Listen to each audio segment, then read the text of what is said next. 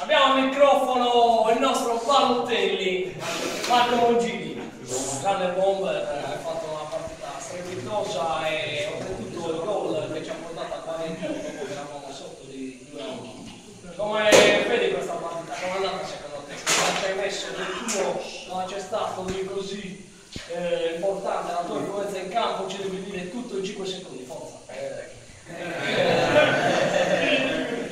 Dai, non lo so. Partita. Vai Johnny! Sono l'unicazione che ho segnato che grazie al centrocampo che ha fatto il passo tutte le parti. Con gli altri non posso dire. Marco non è tanto abituato. È giovanissimo ragazzi.